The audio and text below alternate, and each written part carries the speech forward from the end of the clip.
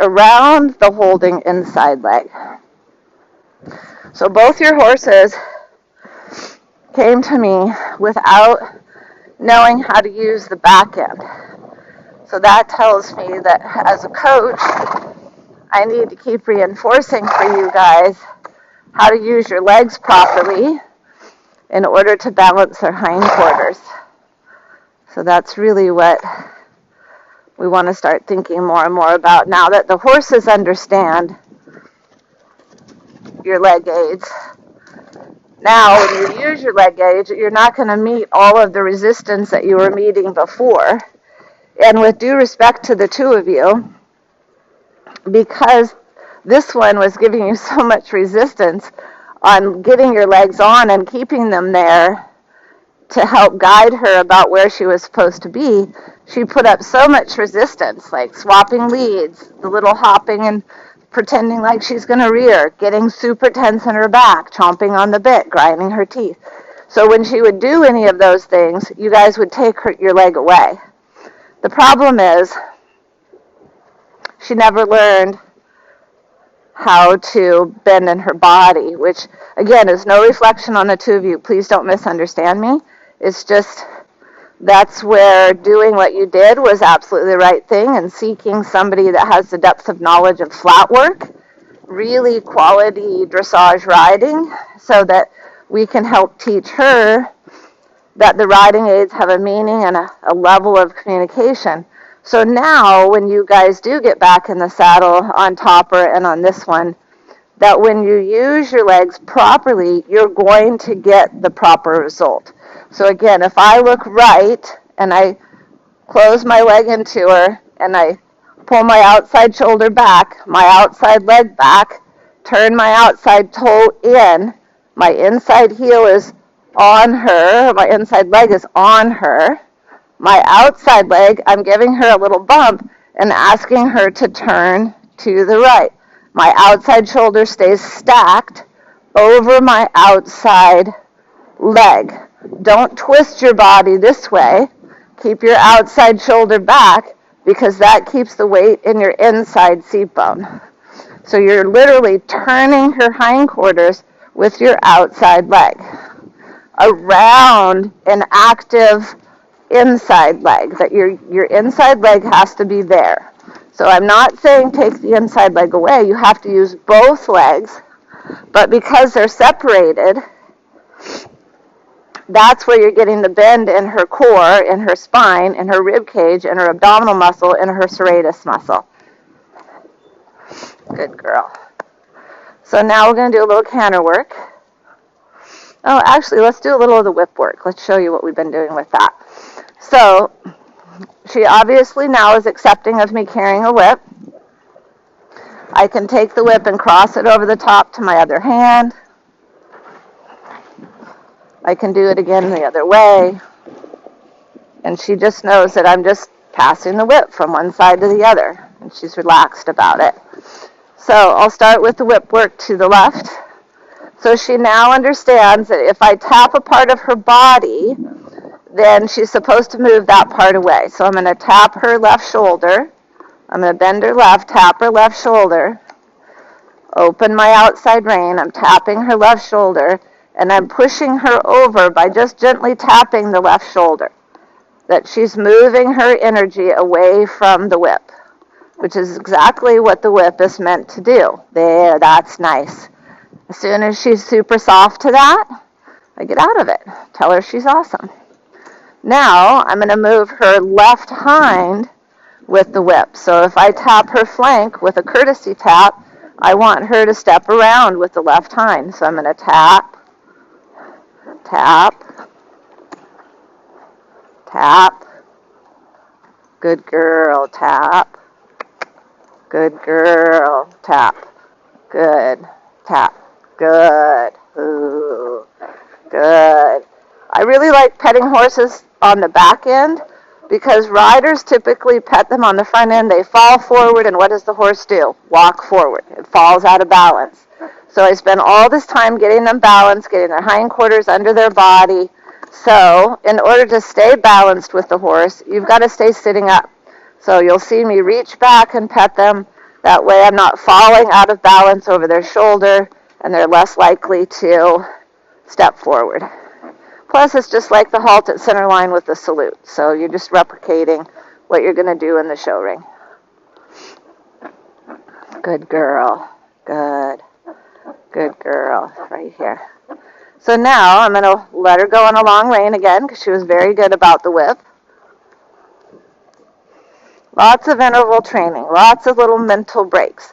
In other words, it's just as important to me that I keep their mental balance so that they're in a learning mode as it is that they're in physical balance, that their body is balanced with whatever it is we're asking them to do.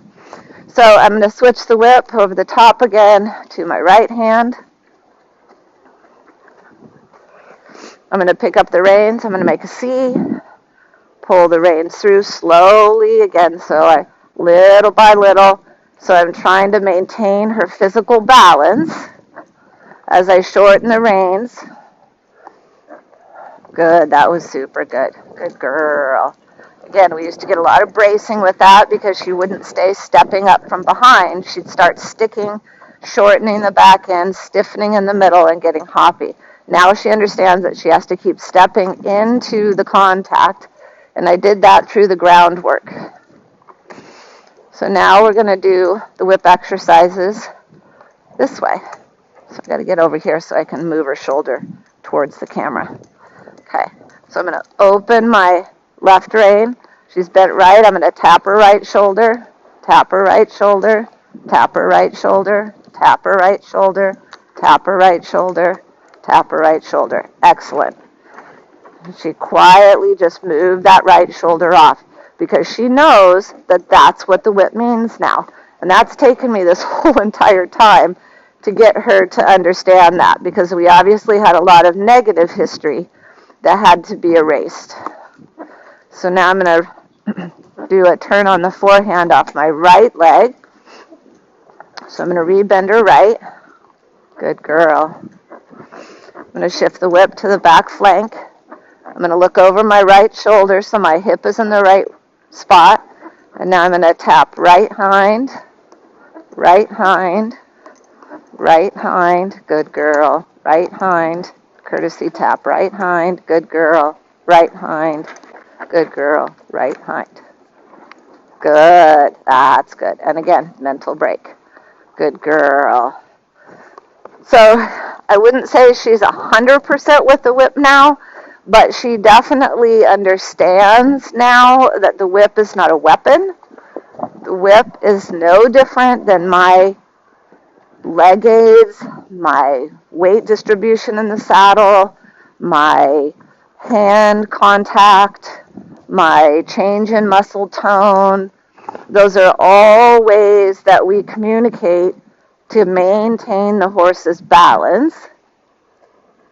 And the whip is just another communication tool to maintain the horse's balance and moving their body parts around. The one zone that I haven't gone to yet with her, which I probably will start next week now that she's gained so much confidence with the other 4 zones. The next zone with the whip is to tap her on the croup right here. Tapping on the croup is actually the aid to send the horse forward. So, unfortunately, a lot of people have a misconception that when the coach says, you know, get after that horse, tap that horse with the whip, make it go forward, and the rider immediately whacks them on the flank. So hopefully you've just learned that whacking on the flank means that they're going to move away from that pressure. What way will they move? If I tap the right flank, her right hind is going to go further under her body, and her hindquarters is going to go to the left. That's not forward. So when I tell my riders to tell the horse to go forward, they have to tap the horse on the croup. Because if you tap on the croup, they sit with both hind feet, push with both hind feet, and miraculously, they push themselves forward. So that's the 5th zone that she needs to learn about the whip. I usually start that on, again, groundwork, where I'm working at her head, and I'll tap her on the croup, and I'll ask her to walk forward, and I'll allow her to walk forward, and that's where she'll start learning that one. Not in the saddle, but from the ground. When she has that 100%, then we'll start adding it under saddle to ask her to go forward when I tap the croup. That'll be a big day.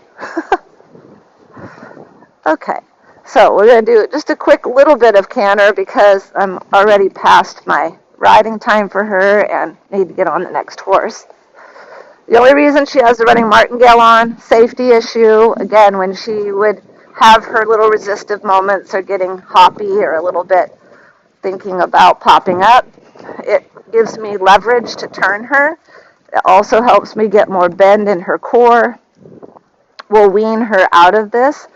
If she stays with me another 30 days, we'll probably start weaning her out of it when she can give me 10 rides in a row where I don't have one hop. Then I start weaning them out of the martingale because I'm feeling pretty confident that they understand everything. So now, before I go to canter again, I'm going to just check in with all of my balance issues. Number one, myself. Ear, shoulder, hip, heel. I should be in left rider position. My inside heel is on the horse. My outside leg is clearly back. My outside toe is slightly turned in. And that's all I need to do. She is already bending left. She knows that we're circling left because I am balanced to the left. So she just stays under my balance. If I don't change my balance, she doesn't change her balance. She remains on the circle to the left. So now we're just going to go to a little sitting trot because her balance also feels quite good. And since I walk so long, we're just going to do a little bit of forward and back in the trot. So I'm going to soften my bottom 3 fingers, close my leg, ask her to increase her tempo in the trot. Again, I'm not worried that she's too low, because she is. I'm not worried that she's behind the bit, because she is. Am I happy that I have all these other things? I'm ecstatic. So when she has all the confidence with all the new things she's already learned, then I can start bringing her pull up.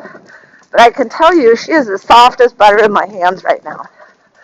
She's no longer heavy because she's using her hind end properly. So now I'm going to bring her back a little bit. I'm going to arch my upper back, close my leg, give her a little tap. She's shortening on her right hind. Tapped 3 times with the stick. Just courtesy taps again, and there she was better. So she got a little resistive when I brought her back. So we're going to try that again. We're going to push the trot forward, soften the bottom 3 fingers,